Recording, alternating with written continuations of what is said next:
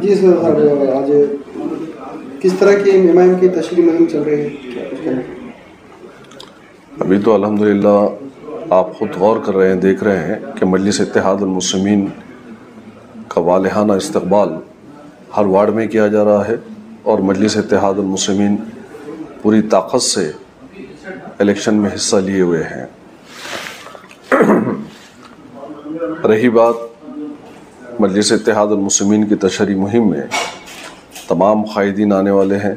Alhaj barrister Asaduddin Owaisi साहब है, जनाब अकबरुद्दीन ओवैसी साहब है, जनाब जाबिर अहमद साहब है, कौसर मोइनुद्दीन साहब है और हमारे तमाम MLA हैं, माजी हुसैन है। ये तमाम तर इंशाअल्लाह ताला नांदेड़ में तशरीफ़ लाने वाले हैं बहुत जल्द और इंशाअल्लाह ताला आप ख़ुद देखेंगे निज़ामाबाद हो गया, महाराष्ट्र हो गया, बोधन हो गया, ये तमाम जगहों से मजलिस इत्तेहादुल मुस्लिमीन के शोला बयान मुक़र्रिरीन और तमाम तर मजलिसी कॉरपोरेटर्स, MLA, हमारी महिलाई टीम की विंग्स, ये तमाम लोग नांदेड़ के अंदर आने वाले हैं और एक अच्छा इंशाअल्लाह ताला पैगाम देंगे। और नांदेड़ की अवाम से पुरखुलूस मेरी गुजारिश है कि आप तमाम लोग मुत्तहिद रहिए, इत्तेहाद का सबूत दीजिए और इंशाअल्लाह ताला आने वाले 20 तारीख़ के दिन मजलिस इत्तेहादुल मुस्लिमीन के हक़ में पतंग का निशान दबाकर, बटन दबाकर मजलिस को वोट दीजिए। तशरीह मुहिम के दौरान डिजिटल वैन का इस्तेमाल किया जा रहा है? क्या क्या? डिजिटल वैन इस्तेमाल किया? अच्छा, डिजिटल वैन जी हाँ, ये तमाम चीज़ें तो लगेंगी ना।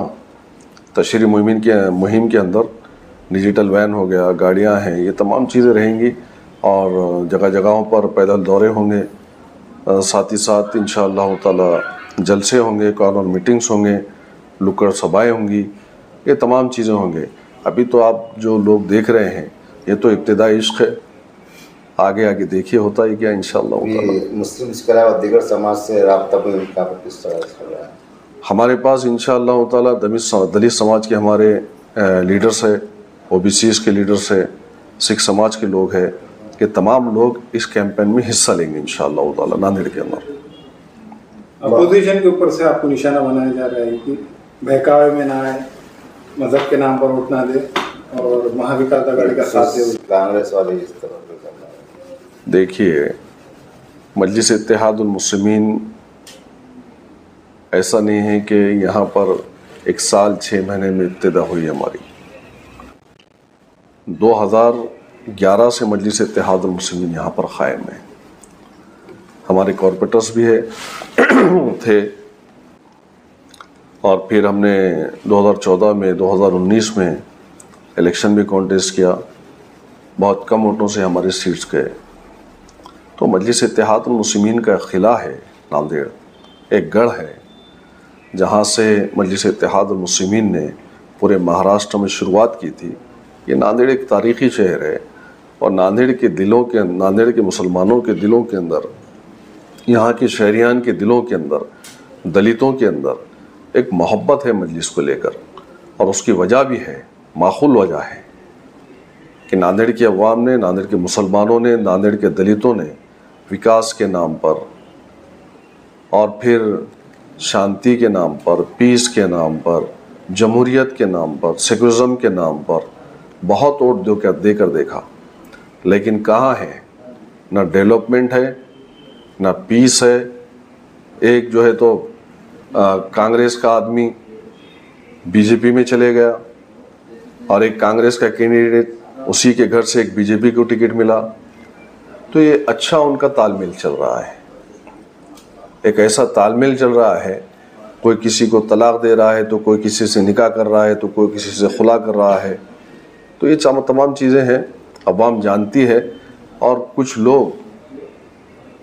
लोग मैं समझता हूँ कि आज जो अन्ना के साथ में घूम रहे हैं, अन्ना ने ऐसा कौन सा मीठा गन्ना उनको चूसने के लिए दिया है जिसकी मिठास इनकी ज़बान से निकल रही है। उन लोगों को ये नज़र नहीं आ रहा कि अन्ना ही के घर से एक RSS और BJP का कैंडिडेट लोकसभा के लिए है। तो ये बाशऊर मुसलमानों के समझ में आ रहा है, बेदार कौम, और इसका इंशाअल्लाह ताला दलित है, सेकुलर हिंदू है, हमारे भाई सिख समाज है, OBCs है, क्रिश्चियन है, मुसलमान हैं, तो 20 तारीख के दिन इंशाअल्लाह ताला इनको सबक सिखाएंगे कि बेवकूफ़ तो नहीं बना सकते ना।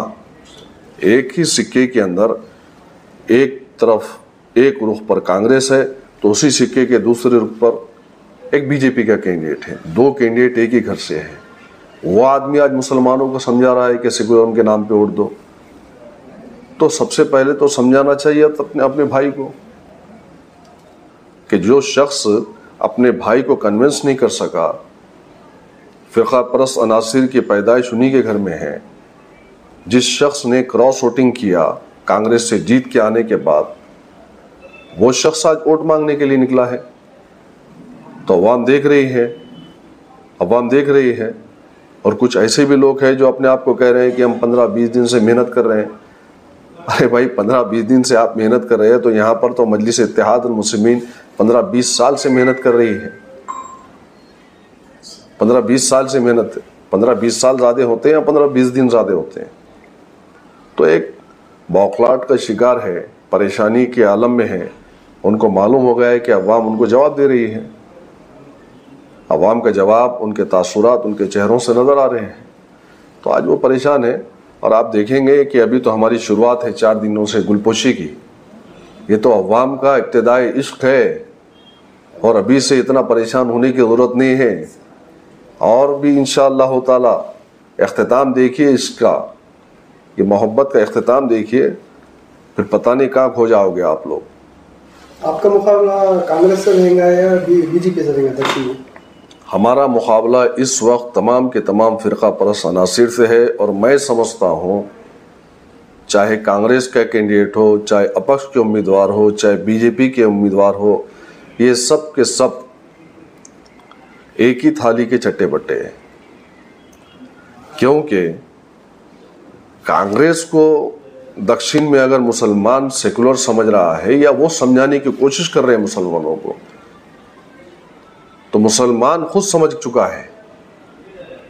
जो कांग्रेस के ख़ीमे में जो आज चंद लोग अन्ना के साथ घूमते हुए नज़र आ रहे हैं, वो समझाने की कोशिश कर रहे हैं कि अन्ना बहुत सेकुलर है। अन्ना काहे के सेकुलर है? अन्ना ने पिछले 2 महीने MLC के इलेक्शन के वक्त में क्रॉस वोटिंग की। उन्हीं के पार्टी के अंदर उनको धुतकारा गया। उन्हीं के घर से एक बीजेपी के उम्मीदवार, उनके बड़े भाई को बीजेपी की उम्मीदवारी दी गई। तो ये तो सब अवाम के सामने है। तो मैं समझता हूँ कि कोई कांग्रेस का उम्मीदवार दक्षिण से ठहरा हुआ नहीं है, बल्कि तमाम के तमाम फ़िरक़ा परस्त अनासिर है। ये बीजेपी के लोग, बजरंग दल के लोग, RSS के लोग, विश्व हिंदू परिषद के लोग हैं।